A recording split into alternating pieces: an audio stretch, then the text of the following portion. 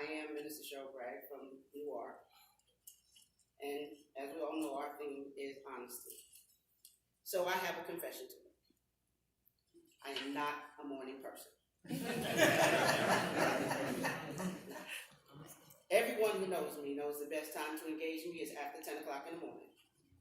I am extremely grateful that our regular weekly services do not begin until 11 a.m., so most folks don't have to see this side of me. Unfortunately, the New York clergy has experienced it at our annual retreats, but praise God, they love me anyway. So I ask you to pray for me, that I can get through this quickly so I can go have a quiet seat in the corner somewhere.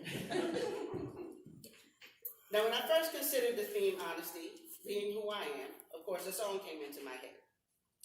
So I ask you to consider for a few moments the words of the Olivia Newton-John song, I Love You, I Honestly Love You. Matthew 22, 37 through 40 tells us that we should love God, love our neighbors, and love ourselves. All the other rules and all that was spoken by the prophets depend on our ability to do these simple, but not so simple things. In order to have a loving relationship with someone, you have to get to know them.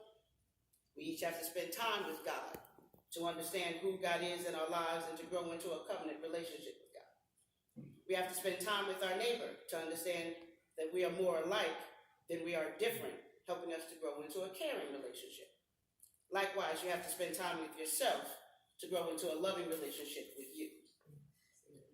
Now, I believe that most of us have come to some level of loving God. If that were not true, we would not be here at this convocation at this early hour in the morning to hear about or to speak about God, or the God of our own understanding. John 3:16 tells us that God has demonstrated to us an extraordinary level of love through Christ.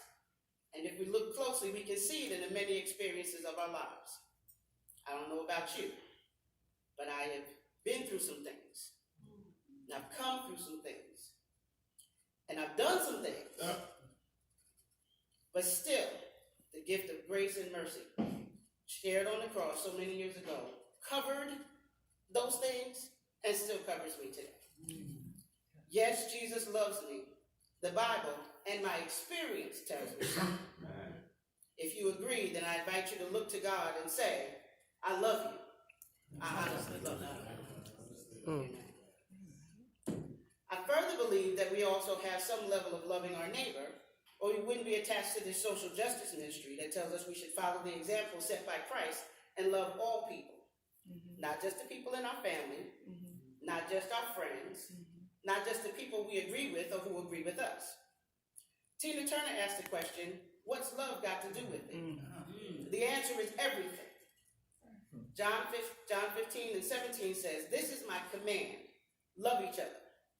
Love is not an option we can choose or reject. Love is a command, which makes it a verb, an action word, and not an abstract concept. When love is in your heart, it becomes more than a sweet old-fashioned notion.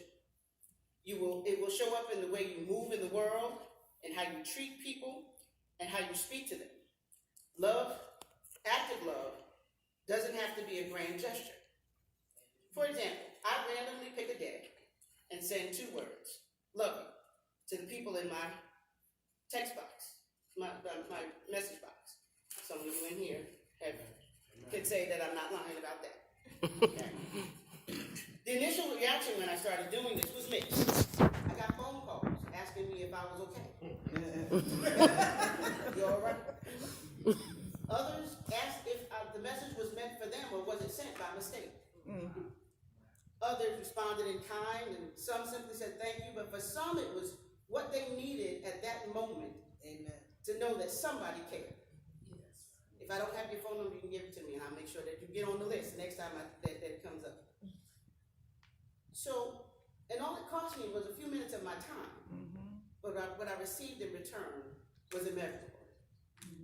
God has created each one of us to be love, active love in our world. And if you agree, then I invite you to look to the person sitting to your left or to your right and say, I love you. I honestly love you. I love people. Now comes the one that is tough for a lot times and still hear words that make us hesitant to speak love to us and causes us to act unlovingly to ourselves, either by the things we do, the places we go, or the relationships we endure. At a revival one year, a pastor friend of mine issued a challenge to everyone in the room. He told us to get up every day, stand naked in front of a full-length mirror, I remember that. beginning at the top of your head, look at yourself and say, I love you. Look at your hair, look at your eyes, your face, and say, I love you. Look at your body and see the beauty and wonder of God's creation and say, I love you. Look within and see all that God has placed in you, every gift and every flaw, and say, I love you. All right, so now I got another confession. When Reverend Boone issued this challenge, my wife and I looked at each other and said, ain't nobody doing that. But eventually I did. And now, a few months shy of my 60th birthday, I can say that I truly embrace all of who I am.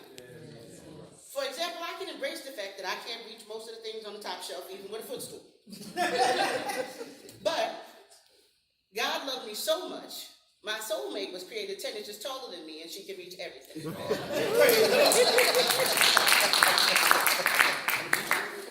So I want all of you who have a smartphone, please take it out. If you don't have a smartphone, if you have a mirror in your bag, take it out, please. And if you have your phone, open your camera and switch it to selfie mode. And now I invite you to look at yourself, if you can, and say, I love you. I honestly love you. Okay.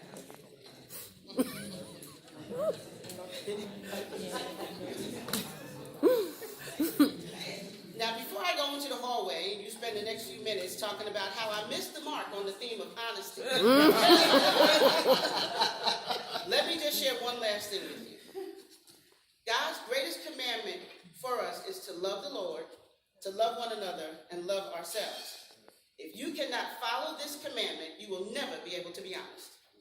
You will not be honest in your communication with God, your neighbor, or yourself, nor will you be honest in your service. You may do things for your neighbor and in your community, but you will do it begrudgingly and half-heartedly. It will show up in the way you show up, or in the way you don't show up at all.